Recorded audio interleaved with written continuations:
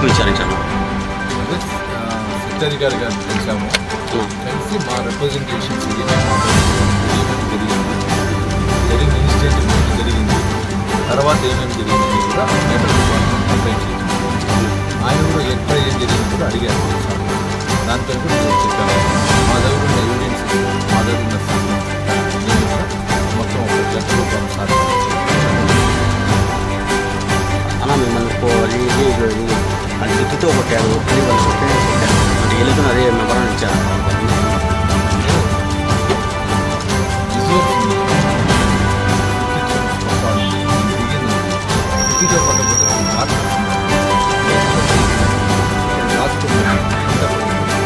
తగలేదంటే గాయాలు ఏం చేసినా దాంతో నేను ఎక్కువ మాట్లాడుతున్నాను. న్యాయవ్యవస్థ దళాప్తు గుండె వేసారు, వాళ్ళే చూస్తారు, వాళ్ళే కాపాడుతారు. అంటే ఎలా సహకరించాలి? అంటే అన్నిటిగా నేను ఆయన సార్ గారు అడిగిన దానికి అన్నిటిని వివరించా. ప్లస్ మా దగ్గర ఉన్న సాక్ష్యాలు జరిగింది ఏముంది మొత్తం ఇచ్చాను. ప్రతి ఒక్కదానికి ఎవిడెన్స్ ఇచ్చాను. అడిగింది ఒకటి, వీళ్ళ వెనకాల ఉన్న మూల పురుషులు ఎవరు దాన్ని పరిశీలించింది. ఆ మూల పురుషులు పరిశీలిస్తే మొత్తం అన్ని కనిపిస్తుంది. అంటే కొన్ని గ్రామాలకు వెళ్ళారు, అక్కడ ఏమి విచారించని చెప్పారు. కొన్ని గ్రామాలకు వెళ్ళారు నా ఈరోజు.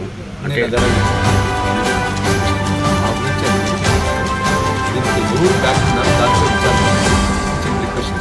అంటే తిరుమల నగర్కి సంబంధించి తిరుమలలో బాలాజీ కాలనీకి సంబంధించి కొంతమంది అరెస్ట్ చేశారు, ముగ్గురిని. అంటే సంబంధం లేని కేసులు అనేసి వాళ్ళు అది కూడా చెప్పాను సార్. అనామకులు కొందరు అరెస్ట్ చేశారంట అలిపిరి పోలీస్ స్టేషన్లో.